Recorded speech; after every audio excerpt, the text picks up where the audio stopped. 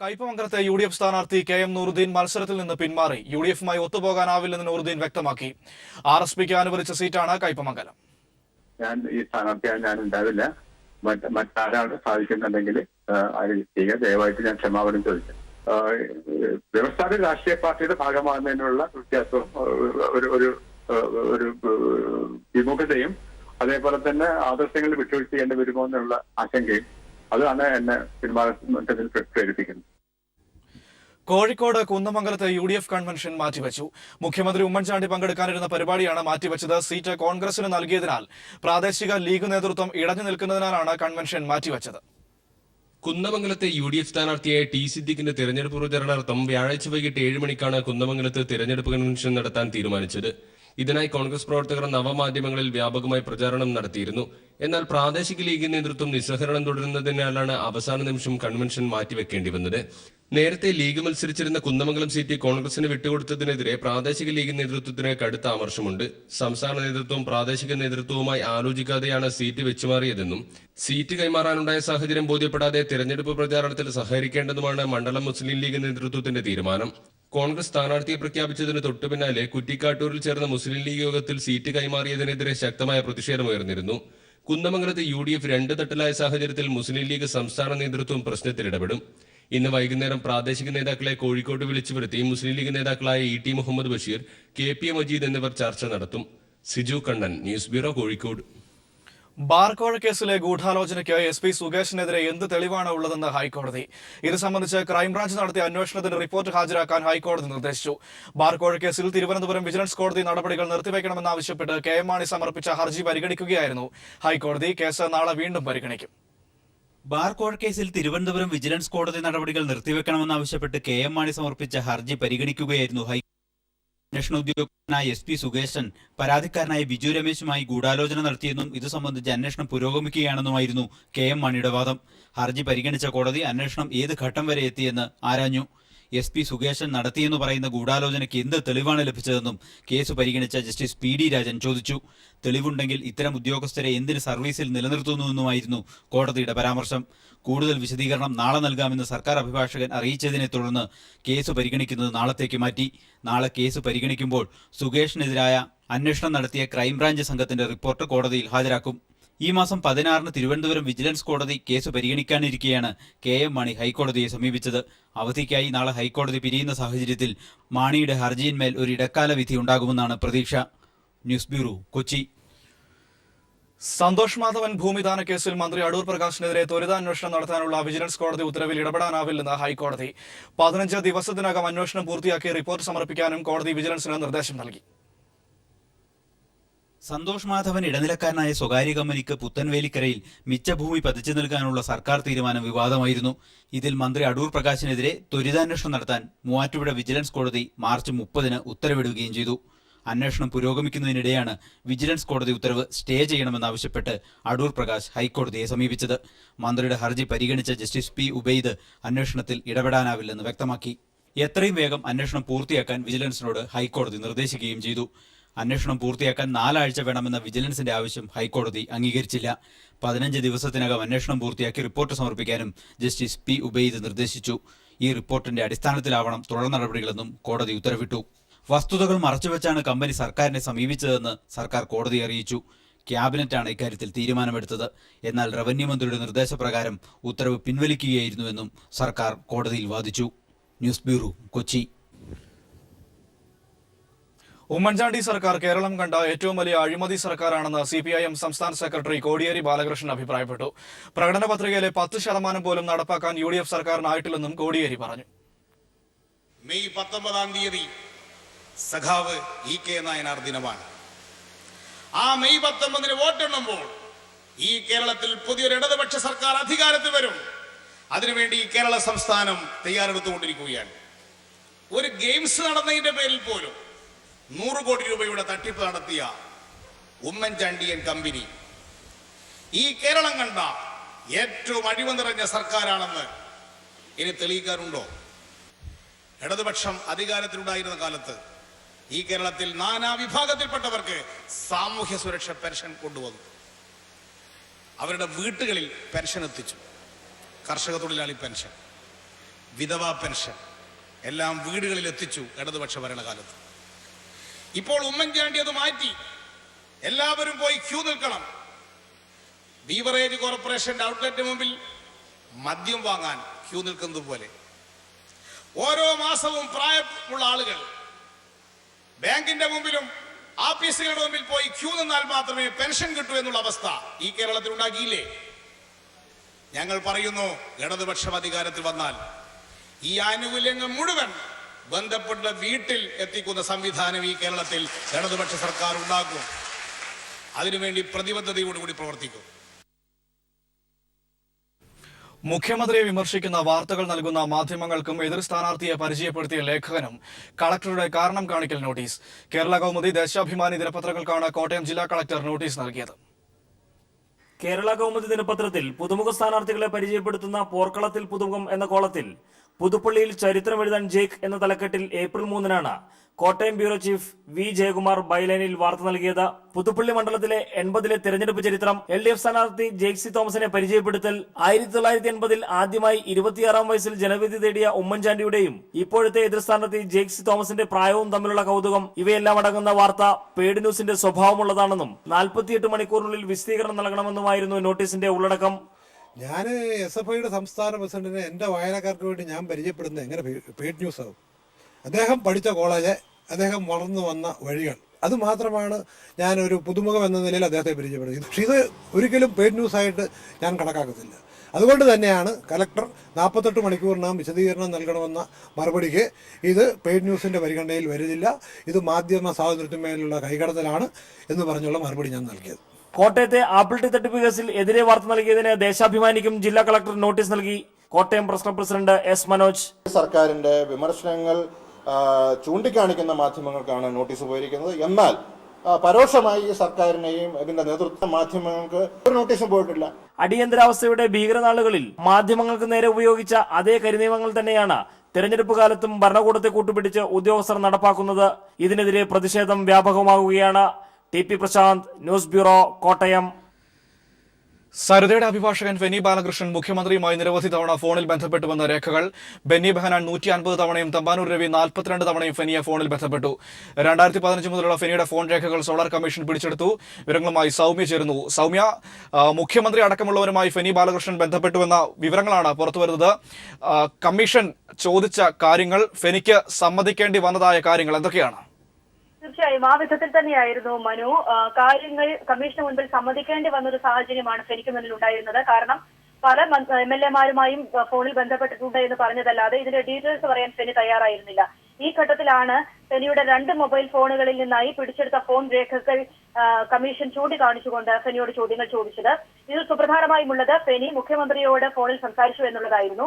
9447033333 എന്ന മുഖ്യമന്ത്രിയുടെ ഔദ്യോഗിക നമ്പറിൽ ഫെനി വിളിച്ചു എന്നതായിരുന്നു ഇതിനകത്തെ സുപ്രധാനമായ രേഖകൾ. 4 തീയതികളിലായി 2015-ലെ 4 തീയതികളിലായി മുഖ്യമന്ത്രിയെ ഫെനി വിളിച്ചു എന്ന കാര്യമായിരുന്നു ഇവിടെ കമ്മീഷൻ ചൂണ്ടിക്കാണിച്ചത്. ഇത് സമ്മതിക്കേണ്ട ഒരു അവസ്ഥയിലേക്ക് ഫെനി ബാലകൃഷ്ണൻ എത്തുകയായിരുന്നു. അതോടൊപ്പം തന്നെ തമ്പാനൂർ രവിയെയും ബെന്നി ബെഹനാനെയും പല ആവർത്തി ഫോണിൽ വിളിച്ചിട്ടുണ്ട് എന്നുകൂടി സമ്മതിക്കേണ്ട ഒരു സാഹചര്യമായിരുന്നു ഫെനി ബാലകൃഷ്ണന് മുന്നിലുള്ളത്. ബെന്നി ബെഹനാനുമായി 150 തവണ ഫോണിൽ സംസാരിച്ചിട്ടുണ്ട്. അതോടൊപ്പം തന്നെ 42 തവണ പല ഘട്ടങ്ങളിലായി തമ്പാനൂർ രവിയെ ഫോണിൽ വിളിച്ചിട്ടുണ്ട് എന്നും ഫെനി ബാലകൃഷ്ണൻ പറഞ്ഞു. തമ്പാനൂർ രവിയെ തനിക്ക് നേരത്തെ തന്നെ അറിയാം എന്നൊരു ന്യായീകരണമായിരുന്നു ഫെനി പറഞ്ഞതെങ്കിലും തമ്പാനൂർ രവിയുടെ മൊഴി ചൂണ്ടിക്കാട്ടി. എന്നാൽ രവി ഫെനിയെ അറിയില്ല എന്നാണല്ലോ, ഫോണിൽ സംസാരിച്ചിട്ടില്ല എന്നാണല്ലോ പറഞ്ഞത് എന്നുകൂടി കമ്മീഷൻ എടുത്തു ചോദിക്കുന്ന ഒരു പശ്ചാത്തലം കൂടി ഉണ്ടായി.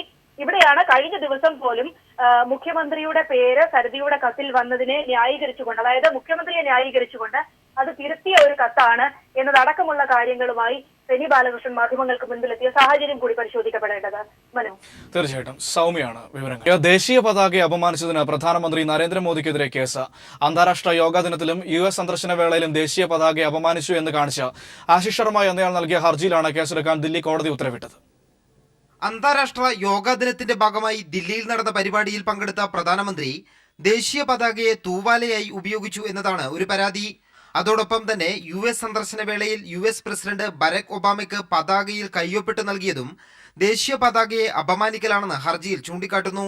നിയമലംഘനം നടത്തിയ പ്രധാനമന്ത്രിക്കെതിരെ നടപടി വേണമെന്നാവശ്യപ്പെട്ട് ആശിഷ് ശർമ്മ എന്നയാൾ നൽകിയ പരാതിയിലാണ് കേസെടുത്ത് അന്വേഷണം നടത്താൻ ദില്ലി മെട്രോപൊളിറ്റൻ കോടതി ഉത്തരവിട്ടത്.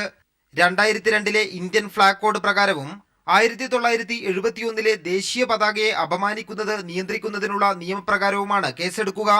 ദേശീയ പതാകയിൽ ഒപ്പിട്ടതും പതാക തൂവാലയായി ഉപയോഗിച്ചതും നേരത്തെ തന്നെ വിവാദമായിരുന്നു. News bureau, Delhi. Vagamon Simi camp കേസിൽ മൂന്നാറിൽ പോലീസ് തെളിവെടുത്തു. മുഖ്യപ്രതി അഫ്രീദിയെ എത്തിച്ചായിരുന്നു തെളിവെടുപ്പ്. വിവരങ്ങളുമായി ലെസ്ലി ജോൺ ചേർന്നു. ലെസ്ലി, വിവരങ്ങൾ എന്താണ്? മനു, രാവിലെ 9:30 കൂടിയാണ് കൊച്ചിയിൽ നിന്നും അഫ്രീദിയെ മൂന്നാറിൽ എത്തിച്ച് NIA സംഘം തെളിവെടുപ്പ് നടത്താൻ ആരംഭിച്ചത്. കേരളത്തിൽ 2 സ്ഥലങ്ങളിലായി അഫ്രീദി താമസിച്ചു എന്നാണ് NIA മനസ്സിലാക്കുന്നത്. എറണാകുളം ജൂത തെരുവിലും ഒപ്പം തന്നെ മൂന്നാറിലും അദ്ദേഹം താമസിച്ചിരുന്നു എന്നാണ് NIA കരുതുന്നത്. അതുകൊണ്ടാണ് ഇപ്പോൾ മൂന്നാറിലെത്തിച്ച് തെളിവെടുപ്പുകൾ നടത്തുന്നത്. 2007 വാഗമണിൽ സിബി ക്യാമ്പുമായി ബന്ധപ്പെട്ട കേസിൽ ഇദ്ദേഹം പ്രതിയാവുന്നത്. 2007 മുണ്ടക്കയം പോലീസ് കേസെടുക്കുകയും തുടർന്ന് രാജ്യരക്ഷാ നിയമപ്രകാരമുള്ള വകുപ്പുകൾ ഇട്ടതുകൊണ്ട് തന്നെ തീവ്രവാദ ബന്ധമുള്ള വകുപ്പുകൾ കൂടി ചാർത്തിയതുകൊണ്ട് 2009 NIAക്ക് കേസ് കൈമാറിയത്. കഴിഞ്ഞ ആഴ്ചയാണ് ഹൈദരാബാദിൽ വെച്ച് അഫ്രീദിയെ പോലീസ് NIA കസ്റ്റഡിയിലെടുത്തത്. ലെസ്ലി ജോണാണ് വിവരങ്ങൾ നൽകിയത്. പാനമ പേപ്പർ വെളിപ്പെടുത്തലിൽ ഒരു മലയാളി കൂടി. പത്തനംതിട്ട ജില്ലയിലെ റാന്നി സ്വദേശിയായ ദിനേശ് പരമേശ്വരൻ നായരുടെ പേരുവിവരങ്ങളാണ് ഇന്ത്യൻ എക്സ്പ്രസ് പാനമ പേപ്പേഴ്സ് 4-ൽ ഉള്ളത്. ബ്രിട്ടീഷ് വിർജിൻ ദ്വീപുകളിൽ രജിസ്റ്റർ ചെയ്യപ്പെട്ട കമ്പനിയിലാണ് ദിനേശ് പരമേശ്വരൻ കള്ളപ്പണ നിക്ഷേപം നടത്തിയത്. 2007 August 17 Dinesh Parameswaran British Virgin ഐലൻഡിലെ കമ്പനികളിൽ നിക്ഷേപം നടത്തിയത്. ചൈനീസ് പൗരനുമായി ചേർന്ന് 25,000 ഷെയറുകൾ വാങ്ങിയതായാണ് കണക്ക്. പത്തനംതിട്ട റാന്നി സ്വദേശിയായ ദിനേശ് പരമേശ്വരൻ ഹോങ്കോങ്ങിൽ വ്യവസായിയാണ്. റാന്നിയിലെ കൊപ്ര വ്യവസായിയുടെ മകനായ ഇയാൾ ബിരുദ പഠനത്തിന് ശേഷം ജോലിക്കായി മുംബൈയിലേക്കും പിന്നീട് ഹോങ്കോങ്ങിലേക്കും പോവുകയായിരുന്നു. വെർജീനിയ ദ്വീപിലെ നിക്ഷേപം നിയമവിധേയമാണെന്ന് ദിനേശ് പരമേശ്വരൻ പ്രതികരിച്ചു. ഇന്ത്യയിലെ നികുതി നിയമങ്ങൾ ബാധകമല്ല. താൻ ഉൾപ്പെട്ട ചൈനീസ് കമ്പനിയുടേതാണ് നിക്ഷേപമെന്നും ദിനേശ് പരമേശ്വരൻ വ്യക്തമാക്കി. 4ാം ഘട്ടത്തിൽ പുറത്തുവന്ന പാനമ രേഖകളിൽ മറ്റ് ഇന്ത്യക്കാരുടെ പേരുവിവരങ്ങൾ കൂടിയുണ്ട്. ദില്ലി ബിസിനസ്സുകാരനായ വിനയ് കൃഷ്ണൻ ചൌധരി, ചെന്നൈ സ്വദേശി ചിന്നമരുതു ഷൺമുഖ സുന്ദരപാണ്ഡ്യൻ, ലണ്ടനിൽ താമസമുള്ള സിൽവിയ ഫെ ഭാട്ടിയ, ഭർത്താവ് അലോക് ഭാട്ടിയ തുടങ്ങിയ നിരവധി ഇന്ത്യക്കാരുടെ പേരുകളാണ് പുറത്തുവന്നത്. കഴിഞ്ഞ ദിവസം മലയാളിയായ ജോർജ് മാത്യുവിന്റെ പേരും പുറത്തുവന്നിരുന്നു. News bureau, Delhi. വിമാനം പറത്താൻ വനിതാ പൈലറ്റ് ഒപ്പം വേണമെന്ന പ്രധാന പൈലറ്റിന്റെ പിടിവാശി മൂലം വിമാനം 2.5 മണിക്കൂർ വൈകി. ചെന്നൈയിൽ നിന്ന് തിരുവനന്തപുരം വഴി മാലദ്വീപിലേക്കുള്ള എയർ ഇന്ത്യ വിമാനത്തിലാണ് നാടകീയ സംഭവങ്ങൾ അരങ്ങേറിയത്. ഒടുവിൽ വേറെ പൈലറ്റിനെ എത്തിച്ചാണ് വിമാനം പുറപ്പെട്ടത്. വിമാനം പറത്താൻ ഇഷ്ടപ്പെട്ട വനിതാ പൈലറ്റ് ഒപ്പം വേണമെന്ന പ്രധാന പൈലറ്റിന്റെ പിടിവാശി 2.5 മണിക്കൂറാണ് യാത്രക്കാരെ വിമാനത്തിനുള്ളിൽ കുടുക്കിയത്. ചെന്നൈയിൽ നിന്ന് തിരുവനന്തപുരം വഴി മാലദ്വീപിലേക്ക് പോകാനിരുന്ന എയർ ഇന്ത്യ വിമാനത്തിലാണ് നാടകീയ സംഭവങ്ങൾ അരങ്ങേറിയത്.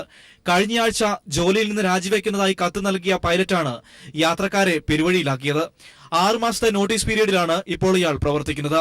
ബുധനാഴ്ചത്തെ ജോലിയുടെ ഷിഫ്റ്റ് ചൊവ്വാഴ്ച ഇട്ടപ്പോൾ തന്നെ ഇയാൾ സഹ പൈലറ്റായി തനിക്ക് ഇഷ്ടപ്പെട്ട വനിത വേണമെന്ന് അധികൃതരെ അറിയിച്ചിരുന്നു. എന്നാൽ ഈ വനിതയെ ദില്ലി ഫ്ലൈറ്റിൽ ജോലിക്ക് നിയോഗിച്ചതിനാൽ ഇക്കാര്യം നടക്കില്ലെന്ന് അപ്പോൾ തന്നെ ഇയാളെ അറിയിക്കുകയും ചെയ്തിരുന്നു.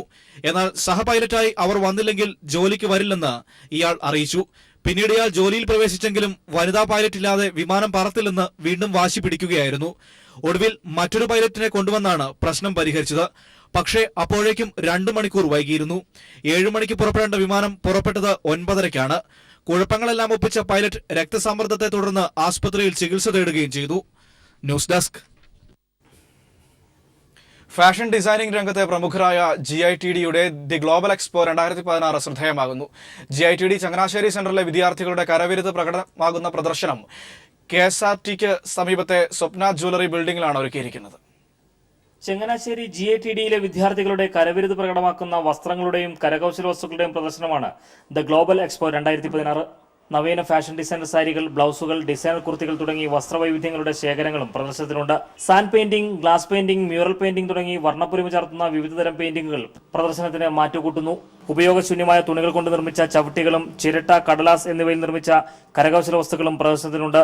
പ്രദർശനത്തെക്കുറിച്ച് GITD ചങ്ങനാശ്ശേരി സെന്റർ ഹെഡ് സ്മൃതി അനീഷ്. ഒന്നും അറിയാത്ത കുട്ടികൾ ഇവിടെ വന്ന് പഠിച്ച് കുറെ വർക്കുകൾ ചെയ്ത് ഞങ്ങളെ കാണിച്ചപ്പോൾ ഇത് മറ്റുള്ളവരിലേക്ക് എന്തുകൊണ്ട് എത്തിച്ചുകൂടാന്നൊരു ചിന്ത ഞങ്ങൾക്കുണ്ടായി. അങ്ങനെ സംഘടിപ്പിച്ചൊരു പ്രദർശനമാണിത്. പുത്തൻ കാഴ്ചകളുടെ വേറിട്ട വേദി ഒരുക്കിയ പ്രദർശനം ശനിയാഴ്ച സമാപിക്കും. News bureau, Kottayam. വെള്ളക്കടുവകൾക്കായി ഒരു പാർക്ക് തുടങ്ങാനായതിന്റെ ആവേശത്തിലാണ് മധ്യപ്രദേശ് സർക്കാർ. ലോകത്തിലെ തന്നെ വെള്ളക്കടുവകളുടെ ആദ്യ വൈൽഡ് ലൈഫ് പാർക്കിലൂടെ ടൂറിസം രംഗത്തെ വലിയൊരു കുതിച്ചുചാട്ടത്തിനാണ് സർക്കാർ ലക്ഷ്യമിടുന്നത്.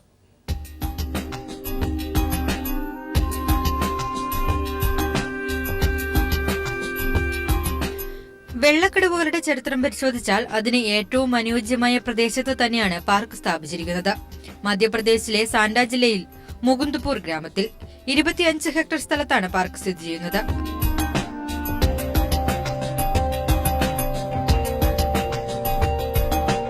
ആയിരത്തി 1951 അന്നത്തെ മുകുന്ദ്പൂർ രാജാവായിരുന്ന മാർത്താണ്ഡ് സിംഗ് ഇവിടുത്തെ കാടുകളിൽ നിന്ന് ഒരു വെള്ളക്കടുവയെ കണ്ടെത്തിയത് മുതൽ തുടങ്ങുന്നു ഇവിടുത്തെ ചരിത്രം.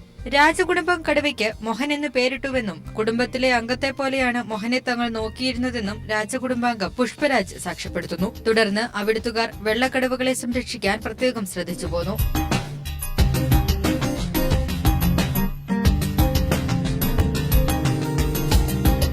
എന്നാൽ 1976 ശേഷം ഇവയ്ക്കെല്ലാം വംശനാശം സംഭവിക്കുകയായിരുന്നു. ഇങ്ങനെയുള്ള ചരിത്രങ്ങളെ കൂട്ടുപിടിച്ചാണ് ഗവൺമെന്റ് ടൂറിസത്തെ വികസിപ്പിക്കാൻ ലക്ഷ്യമിടുന്നത്.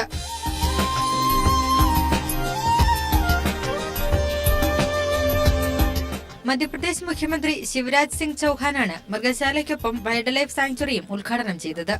50 കോടി മുതൽ മുടക്കാണ് പാർക്ക് നിർമ്മാണത്തിനായി മന്ത്രിസഭ നൽകിയത്. നിലവിൽ 3 വെള്ളക്കടുവകളാണ് പാർക്കിൽ വിഹരിക്കുന്നത്. വിന്ധ്യ, രാധ എന്നീ പെൺകടുവകളും രഘു എന്ന് പേരിട്ടിരിക്കുന്ന ആൺകടുവയും ഒപ്പം 2 കരടികളും ഉണ്ടാകും. 2 ബംഗാൾ കടുവകളെ കൂടി എത്തിക്കാനും ചർച്ചകൾ നടക്കുന്നുണ്ട്. ഇന്ത്യയിലെ തന്നെ ഏറ്റവും തിരക്കേറിയ വിനോദസഞ്ചാര കേന്ദ്രമാക്കി സംസ്ഥാനത്തെ മാറ്റാനാണ് ശ്രമമെന്ന് ചൌഹാൻ പറഞ്ഞു. ഇതിനായി കൂടുതൽ സാമ്പത്തിക സഹായങ്ങൾ ഈ മേഖലയ്ക്ക് നൽകുമെന്നും ചൌഹാൻ അറിയിച്ചു.